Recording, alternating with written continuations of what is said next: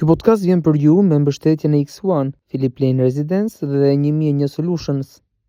Përshëndetje, jemi në podcast, jemi në radar. Ditën e sotme do të flasim për shëndetin ton, për trupin ton, për ato gjëra që shpesh nuk na thuhen, ndoshta me qëllim, ndoshta neve nuk e kemi dëgjuar, sepse edhe nuk kemi ndeshur shpesh me to. Po ka disa persona, siç është Altin Joka që ne kemi ftuar ditën e sotme, që na japin përgjigje për shumë çka që njeriu ka nevojë. Shumë faleminderit zoti Joka që jeni me ne. Përshëndetje, ju falenderoj juve, përshëndes dhe të gjithë ata që po na ndjekin dhe të kemi dhënë një informacion sa më të vlefshëm për ata. Ashtu siç edhe e nisa, shpesh ju thoni dhe flisni për një mënyrë tjetër të menduarit për shëndetin. Çfarë nuk po na tregon mjekësia konvencionale dhe pse? Është e qëllimt? Të kalim pjesën e konspiracionizmit, unë mund të them që arti i lartë i mjekimit nuk është krijuar që të gjymtoj trupin, as të heqi pjesë ti, por të trajtoj njeriun jo si një makinë mekanike. Arti vërtet i mjekimit për mendimin tim është ta ruaj integritetin e trupit, ta riparoj, ta rikthej trupin në funksionin e tij drejt natyrales dhe ta balancoj atë. Nëse ky nuk është një koncept i mjekësisë, atëherë ne duhet të ndryshojmë përkufizimin e fjalës mjekësi, që vjen nga fjala mjekim. Mjekësia moderne faktikisht ka bërë përparime shumë të mëdha në trajtim të urgjencave, ku na ndodhet, kirurgjive, infeksioneve, traumave të rënda. Po problemi është tek sëmundjet kronike. Pra kemi dy fytyra. Dhe sëmundjet kronike zën pjesën më të madhe të mjekësisë, pjesën më të madhe të shëmbullshmërisë, pjesën më të madhe dhe dërmuese të vdekjeve. Kjo mjekësi, pra mjekësia konvencionale, përdor një qasje mekanike, trajton pasojën, kontrollon simptomën dhe nuk fokusohet asnjëherë tek shkaku që ka krijuar sëmundjen. Është sikur një depozit uji, e cila ka krijuar një çarje dhe ne e mbushim me një ujë nga lart. Për sa kohë ne shtojmë ujin dhe mbajmë të rubinetin, pra ky është ilaçi në këtë rast, kjo depozit është e mbushur. Në momentin që ne heqim të ilaçin, pra ujin, depozita zbrazet përsëri. Pra, rrjedhja nuk është mbyllur kurrë. Mos duhet të merremi me rrjedhjen dhe s'kemi nevojë që ta rimbushim gjithmonë të depozit, shtrohet pyetja e parë. Unë duhet ta them pa e zbutur dhe ashtu siç e mendoj. Mjekësia moderne nuk na tregon të vërtetën që na fshes sistemi. E para ka fragmentarizuar trupin ton, ku për një organ kemi disa specialitete, dhe sot pacienti shikohet si stomak, tiroide, zemër, veshka, si analizë, si një statistik. Dhe shpesh nuk na tregon se diagnoza nuk është e njëjta me shkaku. Nëse një person ka sheqer të lartë, jepet një ilaç për të ulur sheqerin. Nëse ka tension të lartë, jepet një ilaç për tensionin. Nëse ka dhimbje, jepet një qetësues për dhimbjen. Pra, ky person merr këto ilaçe, por kur nuk thuhet si ka kaluar nga sëmundje parë te sëmundje dytë te sëmundje tretë. Mos është ndoshta ilaçi që ka lënë pasoja dhe nga një sëmundje, nga ilaç në përdorim të gjatë është shkaktuar sëmundje dytë dhe ai merr ilaçin e dytë. Pastaj merr ilaçin e tretë dhe kështu futet në një qerfull të jashtëzakonshëm. Pyetja më e rëndësishme, unë mendoj, mbetet pa përgjigje. Pse trupi hariti në atë gjendje? Kur do merremi me shkakun?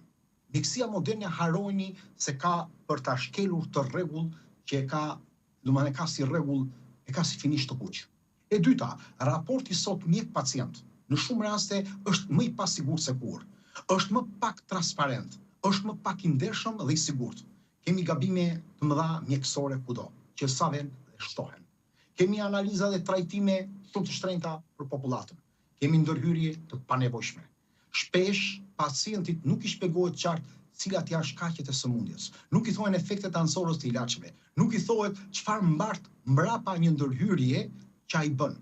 Për shumë pacient është kjo perdja e bardhë dhe mbrapa perdes bardhë. E vërteta është që kemi interesa ekonomik, pagesa lëndor, mungesë të përgjegjshmërisë dhe një sistem i gjithi ka vendosur në qendër paran dhe pastaj pacientin.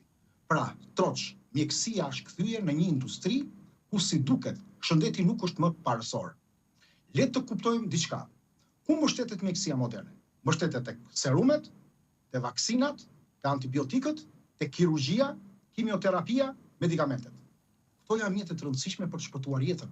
Por a është gjithë koncepti që ne mendojmë për mjekësinë? A nuk duhet të shtrojmë pyetjen pse u sëmur ky njeri? A mos duhet të shikojmë që mjeku nuk duhet të jetë thjesht një fikës alarmi dhe fikës zjarri.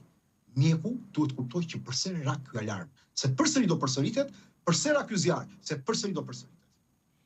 Thënë kjo, zoti Joka, ku është zgjidhja? Nëse ilaçet janë problemi, ku është zgjidhja? Në natyrë, natyra është rregullatori i çdo gjëje? Patjetër, trupi ka aftësi të jashtëzakonshme, mjafton ta njohim të vetëshërimit. Por gjithë konceptet e ndalimit të vetëshërimit, sot në mendjen tonë është betonizuar diçka. E para Afrika dhe e dyta industritë farmaceutike, të cilat komandojnë gjithë shoqërinë tonë dhe patjetër dhe mjekësinë, kanë ngritur hipotezat kryesore të cilat ne na kanë bindur dhe të ndjekim atë rrugë dhe të eliminojmë rrugën kryesore të shërimit natyror. Që do të thotë, ne shërimin nuk po e shikojmë më tek vetja. Ne nuk e shikojmë brenda vetes asnjëherë. Ne gjithmonë kur kemi një problem e shikojmë jashtë vetes dhe kërkojmë ndihmë vetëm jashtë, tek Altini, tek Albeni, tek mjekësia, tek kushdo tjetër. Dhe asnjëherë nuk e shikojmë. Pa e bërë trupin aleat, ne jemi kthyer kundra trupit tonë. Dhe është pikërisht industria farmaceutike e cila është baza që ka shkaktuar të gjithë të kolaps që ndodhemi në sot. A mundën që ushqimet zëvendësojnë ilaçet? Pra mënyra se si ne ushqemi përcakton shumë shëndetin tonë? Ushqimi në shumë raste saktuar duhet të kuptojmë vetëm një gjë. Parimi themelor është kjo, që ne duhet ta kuptojmë. Nga këndvështrimi fiziologjik, ushqimi është forma e vetme dhe e përditshme themelore e mjekimit. Është klasa e vetme fiziologjike e kurimit. Çdo qelizë e trupit tonë ndërtohet, ushqehet dhe funksionon përmes substancave kimike natyrore që ne marrim nga ushqimi. Ushqimi nuk është vetëm kalori, ushqimi nuk është vetëm proteina.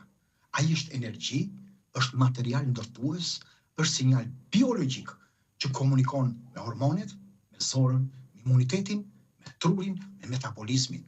Është një ilaç, mund të themi ilaçi më i mirë, sepse një ilaç mund të ndikojë në një proces të caktuar për një moment të caktuar. Ndërsa ushqimi ndikon në të gjithë sistemet e trupit. Proteinat në aminoacide, të cilat përdoren për muskujt, enzimat, hormonet, antitrupat, yndyrnat shërbejnë për membranën qelizore, për trurin dhe për prodhimin e hormoneve. Karbohidratet furnizojnë qelizat tona me glukozë, e cila përdoret për prodhimin e energjisë. Vitaminat dhe mineralet veprojnë si bashkëfaktor me njëra tjetrën duke realizuar qindra reaksione kimike në trupin tonë. Dhe sistemi i tretës e kthen të gjithë në lëndë ushqyese për pjesët tjetër të trupit. Një ilaç mund të ulë sheqerin, mund të ulë tensionin, duhet një ilaç tjetër për dhimbjen. Ndërsa ushqimi i dur mund të ndikojë njëkohësisht edhe te pesha, edhe te insulina, edhe te mikrobioma, edhe te yndyra në gjak, edhe te inflamacioni, edhe te presioni i gjakut, edhe te funksioni i mëlçisë, edhe tek gjumi, por edhe tek energjia, tek lëkura jote, te forca jote. Kjo është arsyeja pse në shumicën e raste ndryshimi i konceptit të ushqyerit ka efekt terapeutik të jashtëzakonshëm. Prandaj pyetja, mendoj unë gjithmonë duhet të shtrojmë një lloj pyetje tjetër. Nuk do të krahasojmë ushqimi apo ilaçi. Ushqimi është ilaç. Pyetja do të jetë çfarë ka nevojë personi në këtë fazë. Ndonjëherë ushqimi është trajtimi kryesor, por ndonjëherë nuk mund të jetë trajtimi kryesor, sepse për të mbrojtur organet mundet të kemi një ndryshim tjetër, të cilën duhet të gjejmë shkakun dhe patjetër këtu paraqitet mjekësia. Por për tërë jetën tonë, një person konsumon afërsisht 70-80.000 vakte dhe ju kujtoni që 70-80.000 hedhje karburanti në një makinë janë të parëndësishme për gjendjen e makinës si do të jetë në të ardhmen. Gabimi i mjekësisë është arroganca e saj kur e ndan ushqimin nga mjekimi, e injoron dhe i jep rëndësi vetëm pjesës dërmuese të kimikatit laboratorik siç është ilaçi. Cili është qëllimi? Pse nuk na thuhen këto gjëra? Pse na Por mbajnë të kompanitë fshet? farmaceutike pra, të themu diçka për kompanitë farmaceutike Po aq fuqishme janë duke dominuar shtetet, duke dominuar politika. Ato kanë krijuar lobet më të mëdha farmaceutike, kanë dorë shëndetin tonë.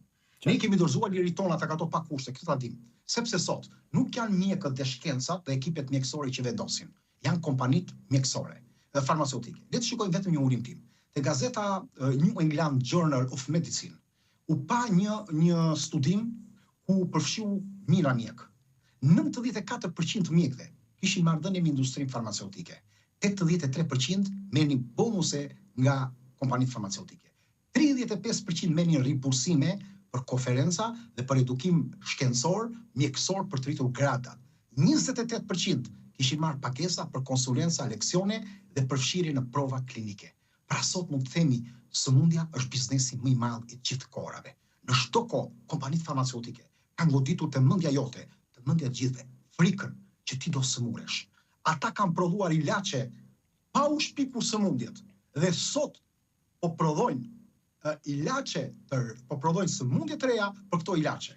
Kompanitë farmaceutike prodhojnë pesticide dhe helme. E dini ju për fushën gjithë to që marrin të perimet dhe antibiotik për kafshët. Madje një nga kompanitë më të mëdha të botës, e cila Komuniteti Evropian e miratoi përsëri për prodhimin e glifosfatit në drithra, e cila është një pesticid dërmues i ADN-s tonë dhe kancerogjen, përsëri Komuniteti Evropian e ka quar më tutje, ka thënë edhe 10 vjet mund të përdoren, sepse janë lobe që kanë ndërhyrë. Dhe këto pesticide futen në trupin tonë nëpërmjet ushqimit. Po 80% të antibiotikëve, a e dini ju që jepen kafshëve? Prodhimi i antibiotikëve shkon te kafshët, kalon në gjakun dhe në organet e tyre, kalon tek mishi i tyre, kalon tek ushqimet tonë. Pra, sot i është krijuar një ide nga këto kompani dhe nga mjekësia që i kanë dhënë urdhër që ilaçi është mjekimi bazë. Jo më kot sot prodhojnë qindra barna të reja që jepin mjekëve. Sot kompanitë farmaceutike janë baronët e drogës, si baron droge, që sponsorizojnë çdo gjë për të mbajtur në këmbë këtë lloj sistemi. Të zëm dy fakte më të shkurtra fare. Diabeti sot sjell rreth 500 miliard dollar nga ilaçet në vit. Hipertensioni 800 miliard dollar. Por në qoftë se kishin për të gjetur kurën e diabetit dhe hipertensionit, 500 miliard dollar do fshiheshin, 800 miliard dollar çdo vit do fshiheshin. Kush ka këtë interes? Pra, modeli ynë shëndetësor është që kompanitë drejtojnë gjithë sistemet dhe ekipet mjekësore, universitetet, shkencën, jetën dhe shëndetin tonë.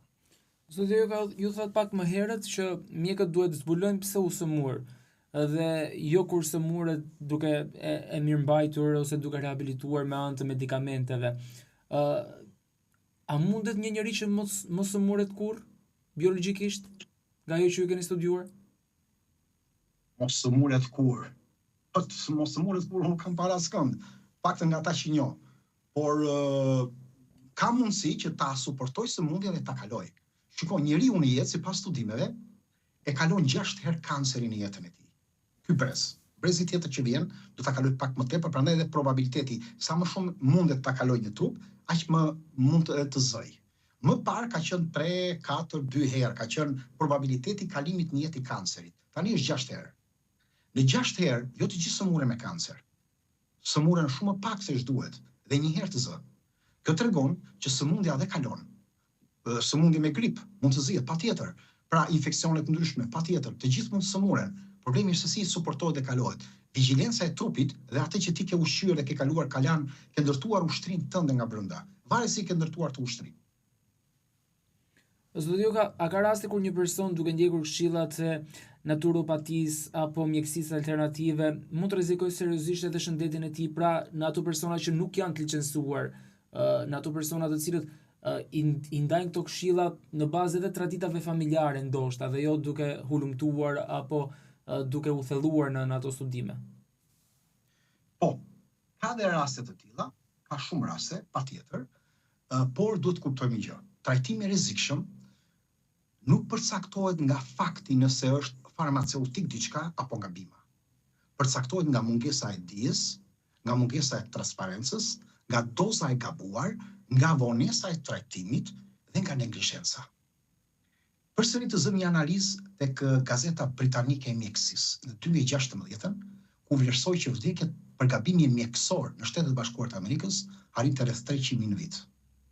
Komisioni Evropian ka vlerësuar se rreth 12% pacientëve të shtruar në spital pësojnë ngjarje të padëshiruara, duke përfshirë gabime të rënda në barna, në diagnoza, në ndërhyrje deri në humbje jete. Pra, edhe në mjekësinë moderne kemi më tepër raste, por që ne nuk po i përmendim asnjëherë.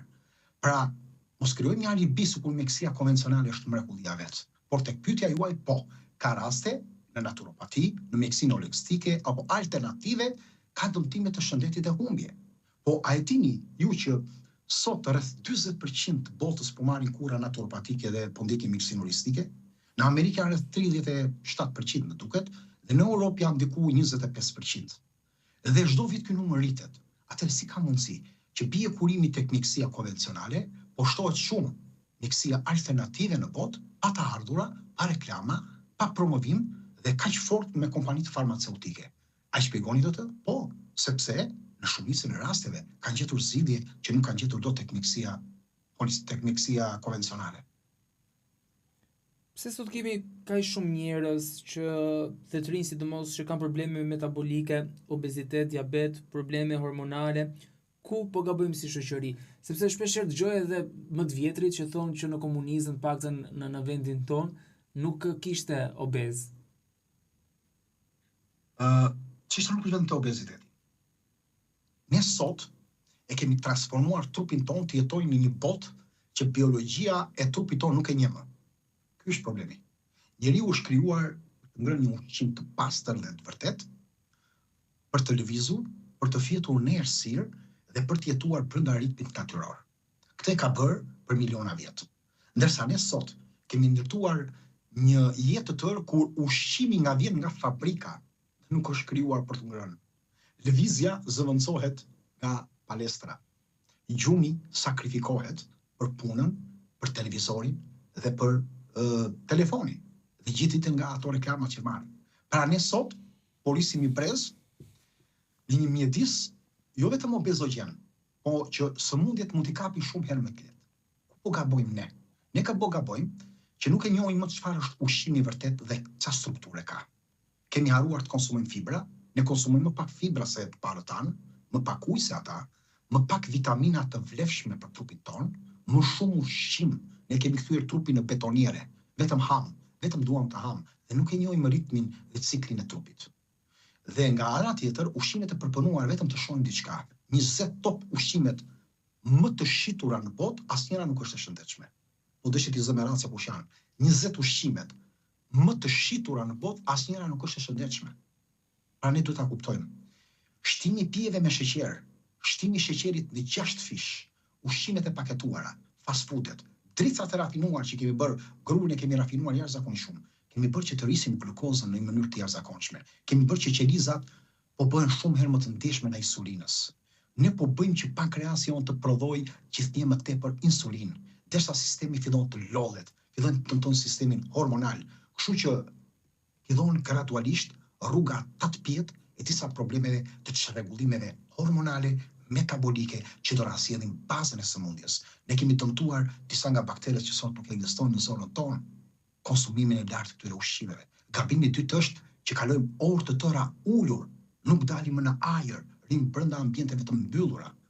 80% e adoleshentëve sipas Organizatës Botërore të Shëndetësisë nuk arrin nivelet e rekomandimit të aktivitetit fizik dhe më shumë se 45% të rriturve. Trupi nuk është krijuar që të rri gjithë ditën ulur në karike. Nuk është krijuar që të lëvizë, të krijojë, që të menaxhojë të gjithë këto aktivitete, këto dëmtime që ne them. Një njerëz sot të shumë pak, jeton në presion, kemi më shumë stres, konsumon këto ushqime që tham në mënyrë të çrregullt. Dhe qumi dobët do sjellë stresin, nivelin e lartë të kortizolit, dëmtimin të insulinës, ndjeshmërinë ndaj ngopjes, dëshirën për ushqime të ëmbla dhe të kripura, do të destabilizojnë 2 hormonet kryesore, siç është leptina dhe grelina, të cilët ne nuk flasim asnjëherë. Dhe njeriu ka më tepër uri, është më tepër i stresuar, më tepër i vetmuar. Ne kemi humbur dhe marrëdhëniet sociale. Dhe të gjitha këto na kanë sjellë këto lloj problemi. Pra, këto lloj shqetësimi në të cilën ne sot jemi apo në të cilën ne ndodhemi. Pra, sëmundja dhe pikërisht mjekësia duhet të trajtojë sëmundjen për t'i parandaluar, jo kur ajo shfaqet. Duhet të ndalojmë, sepse ne kemi një arsyetim, çfarë ndodh. Ne I vëmë fajin vetëm individit. Ne I vëmë vetë fajin individit, them gabimi I madh është individit dhe harrojmë sistemin. Ne nuk I themi ke mungesë vullneti, por nuk pyesim, ore, pse ky ushqim I shëndetshëm është bërë shumë I shtrenjtë? Pse ushqimi I lirë është ushqimi më I dëmshëm? Pse bëhet kaq shumë reklama televizive? Pse ushqimet e pashëndetshme sponsorizohen? Pse fëmijët ekspozohen ndaj ushqimeve më të pashëndetshme, ndaj ëmbëlsirave dhe pijeve, dhe këto reklamohen kudo në televizione dhe media? Pse televizioni duhet të punojë 24 orë për të dëmtuar syrin, apo edhe aspektin e ritmit cirkadian? Pse qytetet janë ndërtuar në këtë lloj mënyre për të krijuar vetëm hecje me makina? Pse shkollat janë lënë kaq pak për të aktivizuar aktivitetin fizik? Pse gjumi po trajtohet si luks? Pse nuk po kapim thelbin e problemit? Ne vetëm ja vëmë fajin individin. Faji I parë këtu e ka sistemi, pastaj është individi. Sistemi, e keni kapur shumë bukur zoti Joka, po kupola është gabimi, e mirë organizuar, naive, apo Jo, kjo është e mirë organizuar, kjo është e mirë organizuar. Kjo është, shiko, ne kemi disa pika për të zgjidhur. Një individ ka disa rrugë për të ndjekur. Do shkoj të marrë atë perimin që është me pesticide. Atë pesticide kush e prodhon? Pjesa e madhe e kompanive farmaceutike, edhe kanë shtuar ato pesticidet. Ati e konsumon, na kjo ti do sëmuresh, do shkosh në rrjetin shëndetësor, do konsumosh ilaçe dhe do fillosh me radhë. Do ndotet ambienti, duke ndotur ambienti, duke mos fjetur gjumë. Pra, kompanitë janë të kënaqura dhe stimulojnë obeziteti. Sot është i stimuluar. Të kuptojmë, nuk kemi luftë ndaj obezitetit. Nuk ka sot një organizatë botërore që lufton obezitetin. E kupton sa para kemi hedhur ne? Ne hedhim $300 miliardë për obezitetin në gjithë botën dhe obeziteti sa vetë rritet. Ne kemi hedhur, ne sot kemi më shumë ilaçe se kur do më parë, kemi më shumë mjekës se kur do më parë, kemi mjete të diagnozës më shumë se më parë dhe kemi një seri njerëzish të sëmurë dhe kemi akoma dhe më të sëmurë, akoma më të vetmuar, akoma më të mbyllur, akoma me probleme me depresionin, pra edhe më sëmundje dhe më shumë me kancerin.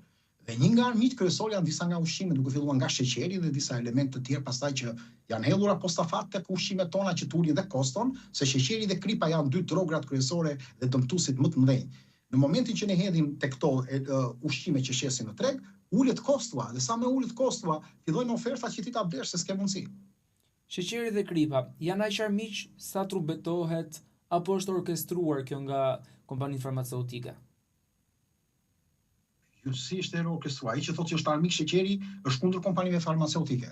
Shikoni një studim në 2020 e cila është bërë tek Hypothesis, është një gazetë shumë prestigjioze që thotë konsumimi i sheqernave që konsumojnë adoleshentët përkersojnë gjendje shpirtërore në gjendjen e ankthit dhe tritjes depresionit. Shiko çfarë bën sheqeri, që ta kuptojmë thjesht. Sheqeri shkakton problem të hiperaktivitetit, shkakton ankth, vështirësi në përqendrim dhe dëmtim të memorjes tek fëmijët. Sheqeri prodhon një rritje të konsiderueshme të trigliceridëve, që është një nga dëmtimet kryesore të bllokimit të arterieve tona, të problemeve kardiake. Sheqeri influencon, pra kontribon, në mbrojtjen ose mbështimin e infeksioneve bakteriale. Sheqeri bën që mos thithim në karomin, që është shumë determinant sot. Sheqeri shkakton nervozizëm, mos përqendrim që tham, shkakton mungesën e bakrit, tirozinazës, që është një nga elementet kryesor në metabolizmin tonë që duhet ta kemi sot, që kemi maksimie shumë. Sheqeri ndërhyn në përthithjen e kalciumit dhe të magnezit. Sheqeri prodhon në traktin tretës nivel të lartë atsidi, duke dëmtuar gjithë sistemin tonë imunitar nëpërmjet bakterieve se 70-80% aty ndodhet. Sheqeri shkakton gurë të ëmbël. Sheqeri mund shkaktojë apandesit, sheqeri mund shkaktojë homoroide, shkakton venat varicoze, sheqeri kontribon në ekzem, në problemet e akneve, në problemet e puçrave, në problemet e astmës, dëmton strukturën e ADN-s, sheqeri ndryshon strukturën e proteinave dhe sjell disa probleme në sistemin nervor, Parkinsonin, arteriosklerozën, depresionin, Alzheimerin në pas, dëmton pankreasin duke bërë shtylla numër 1 edhe për kancerin e pankreasit që sot është shtuar. Sheqeri është vërtetuar që shkakton dhimbje koke, shkakton çekuilibër hormonal, sidomos tek adoleshentët, shkakton fosfatazën, një nga enzimat bazë e cila bën më të vështirë procesin e tretjes. Nuk bëhet më tretja sepse shkatruar fosfataza. Dhe ushqimet e ëmbla e rrisin rrezikun e kancerave të ndryshëm, kanceri i gjirit, kanceri i pankreasit, kanceri i zorës. Sheqeri shkakton kancerin e laringitit. Qendra e kancerit në Universitetin e Anderson në Texas publikoi një studim 2016 ku sasia e sheqerit që konsumoi mbi normativën ndikonte në një rrugë sinjalizuese të disa enzimave që sillte kancerin e gjirit dhe disa kancere të tjera. Nëse këto ju duken të vogla për sheqerin, se shumë nutricionist dhe mjek ose kështu trajner personal që unë dëgjoj në Instagram dhe kudo, thonë hama mos e keni perak të sheqeri. Sheqeri shkakton vetëm një pjesë vogël. Duhet të kuptoni çfarë është dëmtimi. Kto janë demagogjit e kompanive të mëdha të lobeve, sepse ata janë shumë të bashkuar. Lobet farmaceutike dhe lobet e industrisë ushqimore po na dëmtojnë. Ushqimi është bërë vrasësi jonë më i madh. Mos harroni, në pasojat e vrasjes kemi mbi 40 milion vdekje në botë që janë si pasojë e ushqimit në vit, pra më shumë se sa çdo lujë botërore. Pa e kuptuar se ushqimi ta jep vdekjen gradualisht. E kripa e njëjta gjë përsëri janë dy droga kryesore përveç që influencojnë shumë te dopamina dhe te varësia. Zoti Joka, kur e keni kuptuar këtë? Se ju personalisht keni kaluar dhe një sëmundje. Pra ku e keni kuptuar që farmacitë ose kompanitë farmaceutike janë armiku? Unë e kam kuptuar ndoshta 15 vite më parë, ndoshta, po, 18 vite më parë, po, besoj diku aty. Dhe gradualisht pasaj duke lexuar materiale, sepse unë po i shpi nga mendja. Jo, absolutisht. Jo, do dal këtu nga morët shkas. Edhe libra të autorëve të tjerë që janë kundra sistemit, që janë autorë me emër të madh dhe kanë sens edhe në rrjetet shkencore, atëre krijova një ide më të qartë dhe pastaj fillova ta studioj çik më thellë të situatën ku janë gjeneza, ku do të hynte gjeneza. Po cili ishte shkaku? Shkaku ka qenë problemi tek sëmundjet e mia. Pikërisht, pra, këtë do e dilja. Tek sëmundjet e mia unë kam qenë shumë i besueshëm tek mjekësia, kam pas shumë një besim të konsoliduar të lartë te mjekësia konvencionale. Ashtu siç babai im, ashtu siç ndoshta parat e mi, disa nga parat e mi. Edhe babai im ndoshta edhe në një nga arsyet e humbjes të jetës është pikërisht bazimi që kishte tek mjekësia konvencionale, që janë më shumë gabime në humbjen e jetës së tij, që humbi jetën ndoshta para kohe. Edhe në ardhin e sëmundjeve që erdhën trupin tim nga abuziviteti, unë kam pasur abuzivitete ku kam qenë njerëj, ku kemi qenë të rinj si shumë adoleshent me ardhin e fillimit të demokracisë etj. Kuptova që kisha shumë probleme. Dhe në problemet që kisha, duke u ballafaquar me doktor, me mjek etj, më dolën diagnozat njëra pas tjetrës. Probleme kardiake, probleme me ulçën, probleme me ekzemën, probleme me alergjinë që ishte bërë shumë e rëndë, domethënë nuk dilja dot jashtë ndonjëherë, shtrisha në tokë nga alergjia, aq keq kam qenë, pija ampula për alergjinë, më kishin ardhur idetë për të bërë dhe vaksinat. Dhe shikoja që nga doktor në doktor, nga dera në derë që shkoja, përsëri vetëm më jepnin përgjigje vetëm ndryshimin e ilaçit. Edhe pse ishin doktor shumë mirë, unë kisha shumë respekt e konsiderat. Dhe pash që shëndeti im nuk mund të bazoj dot ose jeta ime të bazoj në duart e tyre. Dhe fillova që në ato vite, këtu flasim 18 vjet para, ndoshta 17 vjet para, të filloja të hulumtoja vet, të shikoja të rregulloja situatat vet, dhe kështu që gradualisht nga reagimi i parë në mendjen time, filloi reagimi në trup, dhe ndoshta për 2 vjet e pak, unë mundem të kem shmangur pjesën përmuese të gjithë problematikave që kisha. Jo me idit, se nuk zgjidhet me idit. Absolutisht. Zoti Joka, ju po ashtu keni folur edhe për ushqimet që nuk ishit kurrë nga tavolina. Nëse do të zgjidhni vetëm 5, cilat do të ishin? Nëse do zgjidhja vetëm 5. Po. Atëre do zgjidhja mjaltin, do zgjidhja vajin e ullirit, qepën, hudhrën, specin pikant. Por duhet të kuptojmë.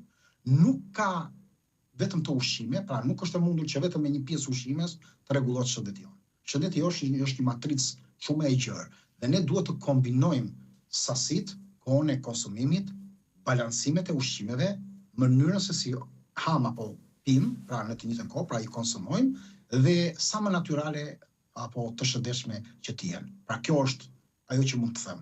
Po këto 5 unë nuk do t'i ndaja sepse nuk i kanë ndarë as të parët tanë, është nga përvoja të parës tanë, është nga përvoja e dietës mediteranea, po jo vetëm e kësaj dietës mesdhetare, po edhe dietave tjera të popujve të tjerë. Pra, të parët tanë e kanë konsumuar edhe specin pikant shumë, edhe qepën, edhe hudhrën, edhe mjaltin, edhe vajin e ullirit. Pra, këto i kanë konsumuar dhe në farë mënyre të janë disa ilaçe natyrale që ndikojnë trupin tonë. Ndoshta nëse do flisim për ushqimet, pastaj është një grup i gjerë ushqimesh që duhet të jenë të përdorshme, po kjo është pyetje tjetër. Po për 5 gjëra këto do i kisha. A mendoni se frika është një nga faktorët më të mëdhenj që i shtyn njerëzit drejt suplementeve, dietave dhe trajtimeve alternative? Shiko, suplementet sot janë thyrë një lloj biznesi, sepse ka kaluar shifrën e 350 miliardë dollarëve. Dhe kur kthehet në kaq para, një po themi kthehet në lloj industrie. Dhe kur kthehet në industri nuk kam parasysh shëndetin e dikujt, po ka fitimin. Por për tek kësaj suplementet duhet të kuptojmë diçka. Kemi një ndarje. Se dikush shpesh më akuzon ke folur kundra suplementeve, sot je pro suplementeve, diku bën reklam suplementesh. Duhet të ndajmë diçka. Vetë fjala suplement vjen nga fjala suppler, pra nga latinishtja që do të thotë diçka bashkëshoqëruese ose diçka që ke lënë boshllëk nga ushqimi. Suplementet janë krijuar dhe i kanë përdorur edhe Hipokrati, edhe Galeu. Pra janë përdorur mijëra vite më parë, sepse suplementi është diçka që ti nuk e ke plotësuar në nevojat ushqimore ose për të modifikuar, rregulluar balancat të trupit tënd. Një suplement është një çaj. Pra një çaj është suplement.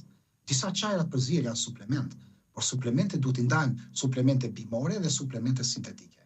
Unë jam për suplementet bimore. Pra suplementet bimore të organizuara nëpërmjet bimëve, të organizuara nëpërmjet gjithë këtyre faktorëve që unë thash që janë trashëguar më parë, e ndihmojnë dhe suportojnë trupin. Ndërsa suplementet që ndërtohen në laborator, që janë kimike, dhe shikojnë që afërsisht 75-80% të suplementeve i kanë blerë vetë kompanitë farmaceutike dhe i kanë ato, a e dini këtë? Pra, ata kanë krijuar dy plane, plani A dhe plani B. Plani A të shkojnë të gjithë njerëzit tek problemi i ilaçeve. Kur njerëzit filluan të kalonin tek problemi i mjekësisë natyrale dhe suplementeve bimbe dhe çajrave, nëpërmjet shumë naturopatëve që e gëshetuan dhe arritën suksese të larta, kompanitë farmaceutike nxorën planin B dhe filluan të blenin këto kompani dhe nga kompani një pjesë tyre që shisnin çajra bim dhe element tjerë bën sintetike, pra i prodhonin vetë në laboratorët e tyre, madje të disa ilaçe, të disa suplemente janë gjetur dhe grimca ilaçesh. Dhe këto kompani thanë që në qoftë se na shpëton nga dara ky person për t'i marrë parat, ne ja marrim te nga suplementet, pra o te ilaçet o te suplementet. Pra parat aty shkojnë. Por tek suplementet të cilët janë bimore, unë jam dakord. Jam dakord sepse ato na kanë treguar historikisht, pra edhe më parë që shëndetin kanë ruajtur shëndetin ton, kanë krijuar një lloj integrimi brenda shëndetit dhe kanë bërë dhe parandalimin më tutje edhe ndalimin e disa sëmundjeve edhe më të rënda. Nëse një pacient me kancer, marrim një rast hipotetik, do të vinte tek ju dhe do thoshte dua të heq dorë nga kimioterapia dhe do ndjek vetëm mënyrën natyrale, çfarë do i sugjeronit?